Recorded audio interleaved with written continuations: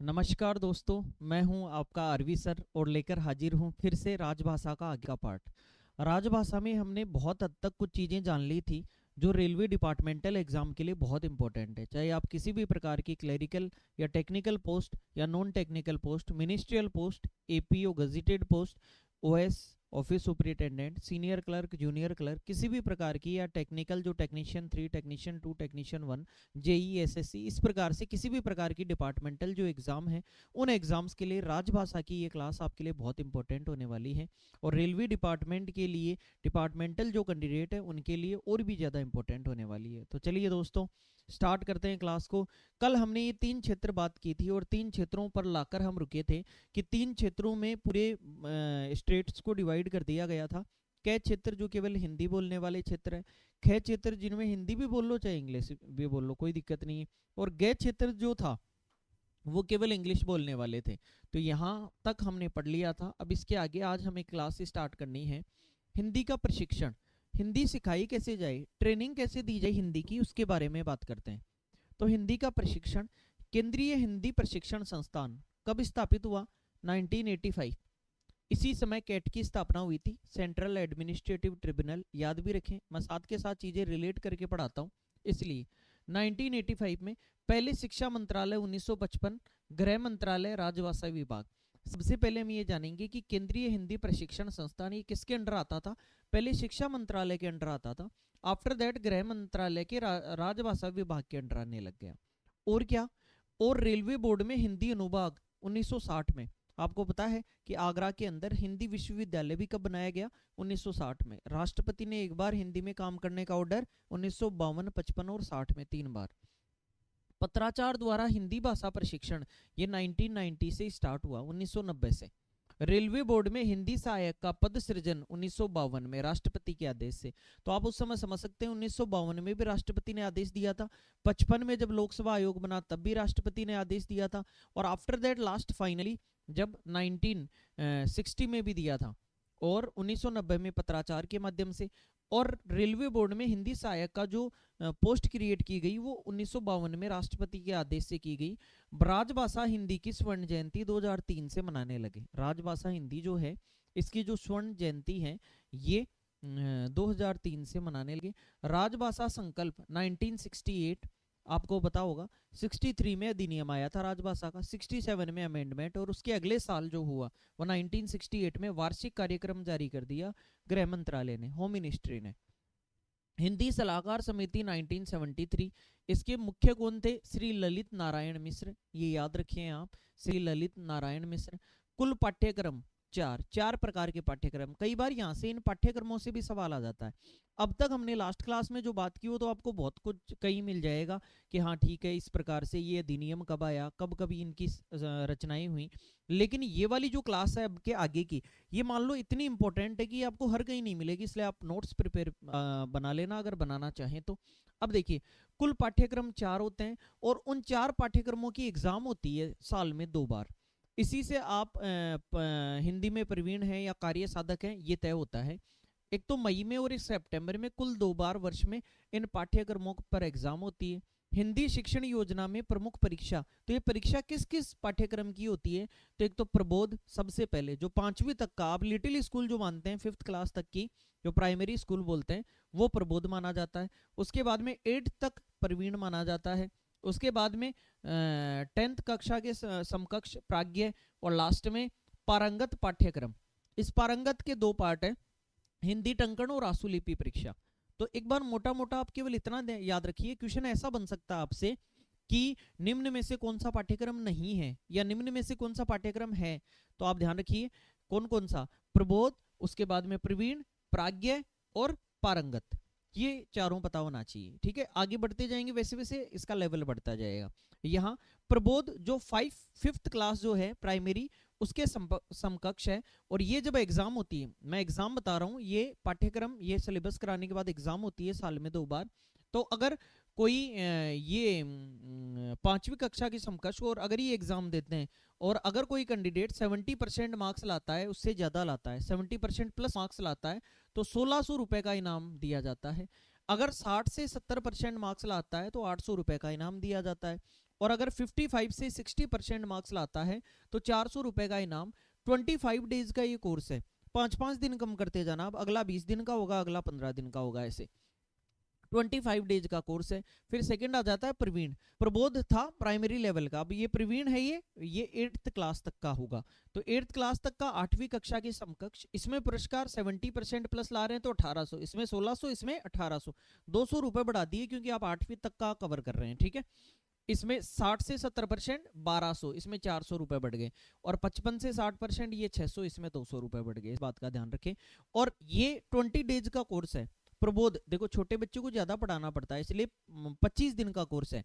उसके बाद में धीरे धीरे चीजें कम होती जाती है। कम होने का मतलब एक ही चीज की विस्तृत, जैसे 5वीं तक आपने बहुत सारी चीजें पढ़ी होंगी, फिर 5 किताबों पे सिमट गए होंगे, फिर 11th 12th में एक सब्जेक्ट चूज कर लिया होगा, उसकी किताबें होंगी, तो ऐसे। तो ये 20 दिन का कोर्स है। उसके बाद में आता है प्राज्ञ, तीसरा। ये 10th क्लास के इक्वल होता है, 10th क्लास के इक्विवेलेंट यानी मैट्रिक्स, 10th क्लास को मैट्रिक बोलते हैं। इसमें पुरस्कार 70% प्लस लाने पर 2400। आप खुद समझ सकते हैं कि प्रबोध में कम मिलेगा, फिर प्रवीण में थोड़ा ज्यादा मिलेगा, जो भी प्राइस है वो, और उसके बाद में प्राज्ञ में और भी ज्यादा मिलेगा, तो ये 2400, 1600, 1800, 2400, 1600, 1800, 2400, 1600, 1800, 2400, फिर 60 to 70%, 800, 1200, 1600, 400 400 ऐड कर दो, 800, 1200, 1600, और 55 से 60% ये 400, 600, 800, 200 200 बढ़ा दो। बोलो क्लियर। इसके अलावा लास्ट वाला आता है पारंगत पाठ्यक्रम। पारंगत पाठ्यक्रम में 2 प्रकार की विधि आती है, एक तो हिंदी टंकण और एक आशुलिपि हिंदी। अगर इसका एग्जाम होता है तो 97% टंकण यानी होता है टाइपिंग, हिंदी टंकण यानी 97% 2400 रुपए। अगर 95 से 97% एक्यूरेसी रहती है तो 1600 रुपए, और 90 से 95 तो 800 रुपए आपको पुरस्कार मिलेगा। आशुलिपि हिंदी अगर पुरस्कार तो 95% प्लस 2400 रुपए, 92 से 95 इसके लिए 1600, और 88 से 92 800 रुपए। इस प्रकार से ये पुरस्कार हैं आपके। यहाँ से कोई क्वेश्चन पूछा जाए तो कवर कर लेना दोस्तों, ठीक है। निजी प्रयासों से पास करने पर, अब देखो अगर आदमी बिना कोर्स किए, सबसे पहले हमने क्या बात की कि जो प्रबोध है उसका कोर्स है 25 दिन का, फिर प्रवीण है उसका जो कोर्स है वो है 20 डेज का, फिर प्राज्ञ जो है उसका कोर्स है वो 5 दिन और कम कर दो 15 दिन का। और पारंग अगर निजी प्रयासों से अगर वो प्रबोध में पास होता है तो फिर 1600 रुपए मिलेंगे। वहां कितने मिल रहे थे याद है क्या, वहां कितने मिल रहे थे प्रबोध के अंदर, प्रबोध के अंदर मिल रहे थे वहां पर 1600, और यहाँ खुद के प्रयासों से भी अगर हो रहा है तो 1600, प्रवीण के अंदर 1800 और प्राज्ञ के अंदर 2400। केवल पास होने पर, ओनली पास होने पर, हम नीचे से नीचे बात नहीं कर रहे, इसमें हाईएस्ट मिलेंगे अगर खुद के प्रयासों से। खुद के प्रयासों से आपको वो प्राइज मिलेगा जो टॉप करने वाले को मिलता है, ये हमने बात की। यहाँ टंकण में 1600, आशुलिपि में 3000, ये याद रखना। राजभाषा से रिलेटेड जो प्राइज हैं, पुरस्कार हैं, यहाँ से दोस्तों मैथिली शरण, प्रेमचंद पुरस्कार, कई प्रकार के अवार्ड है। तो राजभाषा से रिलेटेड जो भी अवार्ड है, सबसे पहला अवार्ड हम बात करते हैं कमलापति त्रिपाठी राजभाषा पुरस्कार। ये गजेटेड ऑफिसर्स को मिलता है, एसएजी और जीएम लेवल की। तो कुल मिला के यहाँ पर अपन कह सकते हैं कि सदस्य, रेलवे बोर्ड के सदस्यों को, एक सदस्य को मिलता है केवल कमलापति त्रिपाठी राजभाषा पुरस्कार। किसको मिलता है, जीएम, जनरल मैनेजर या उससे ऊंचे स्तर के अधिकारी को मिलता है। इसमें 10,000 रुपए मिलता है और एक गोल्ड मेडल मिलता है, एक स्वर्ण पदक मिलता है। दोबारा याद रख लेना, कमलापति त्रिपाठी राजभाषा पुरस्कार, और यह जीएम या उससे ऊपर के लेवल के व्यक्ति को मिलेगा, और 10,000 प्लस एक गोल्ड मेडल मिलेगा। हालांकि अब इन पुरस्कारों को बढ़ा देना चाहिए जिस हिसाब से ये पुरानी तय की गई रेट है। ये रेल मंत्री राजभाषा पदक, सबसे पहले कमलापति त्रिपाठी, सेकंड कौन सा आया, रेल मंत्री राजभाषा पुरस्कार। रेल मंत्री राजभाषा पुरस्कार ये मिलता है एसएजी या उससे ऊंचे, एसएजी यानी सीनियर एडमिनिस्ट्रेटिव ग्रेड ऑफिसर्स जो होते हैं, बेसिक इनका 144 से चालू होता है एसएजी का। तो कुल मिला के यहाँ पर रजत पदक 30 सदस्यों को, इसमें कितने को, एक को ही मिल सकता है। इतना टॉप मोस्ट आदमी कितना होगा, एक ही होगा केवल, जीएम या उससे ऊंचा, और यहाँ 30 सदस्यों को मिल सकता है। 8,000 प्लस ब्रोंज मेडल, रजत पदक, सिल्वर मेडल हुआ क्या, काश्य होता है ब्रोंज, तो यहाँ सिल्वर मेडल। तो कुल मिला के वहां पर 10,000 रुपए, कमलापति त्रिपाठी में 10,000 रुपए, और आपको एक गोल्ड मेडल, और यहाँ 2,000 कम कर दो, 8,000 रुपए और एक सिल्वर मेडल, रजत पदक।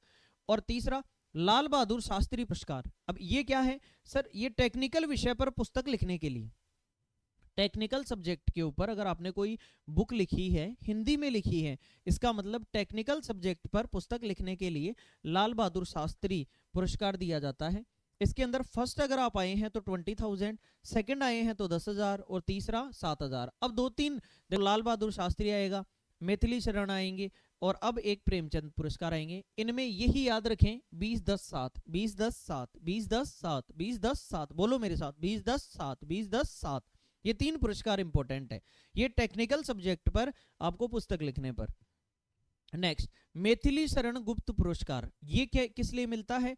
क्योंकि आपको पता है प्रेमचंद जी ने तो उपन्यास लिखे थे तो गद्य लिखने के कारण, लेकिन पद्य जो कविताएं थी उनके लिए, काव्य व गजल संग्रह हेतु, भाई वहां तो टेक्निकल आपने कोई बुक लिखी सब्जेक्ट के ऊपर तो लाल बहादुर शास्त्री। मैथिली शरण गुप्त जो पुरस्कार है ये कब मिलेगा? जब आपने कोई काव्य या फिर कोई गजल या कोई कविता के रूप में अगर कोई चीज लिखी है तो उसके लिए 20-10-7, 20-10-7, 20-10-7। और मुंशी प्रेमचंद का आपने सुनाई है प्रेमचंद पुरस्कार, कथा कहानी उपन्यास नाटक गद्य लेखन हेतु 20-10-7, 20-10-7। मतलब जो भी आपने लिखा है उसमें फर्स्ट अगर आपको चुना गया है कि हाँ इनकी गद्य या पद्य जो भी है सबसे अच्छा है तो फिर उसको 20,000, सेकंड नंबर पर अगर आप आए हैं तो उसको 10,000 और थर्ड पर 7,000 रुपए की धनराशि आपको दी जाएगी। राजभाषा व्यक्तिगत नगद पुरस्कार, राजभाषा व्यक्तिगत नगद पुरस्कार, तो यहाँ पर एसएजी तक या फिर प्लस में अराजपत्रित कर्मचारी, एसएजी तक अराजपत्रित मतलब लेवल 1 से लेकर और एसएजी लेवल तक सीनियर एडमिनिस्ट्रेटिव ग्रेड तक चले जाओ आप, वहां तक ये मिलता है। जीएम वगैरह को आगे या फिर उससे ऊपर के सदस्यों को ये नहीं मिलता। राजभाषा व्यक्तिगत पुरस्कार जीएम या उससे ऊपर के सदस्यों को कौन सा मिलता है? फर्स्ट वाला कमलापति त्रिपाठी, क्या मिलता है? 10,000 प्लस में गोल्ड मेडल।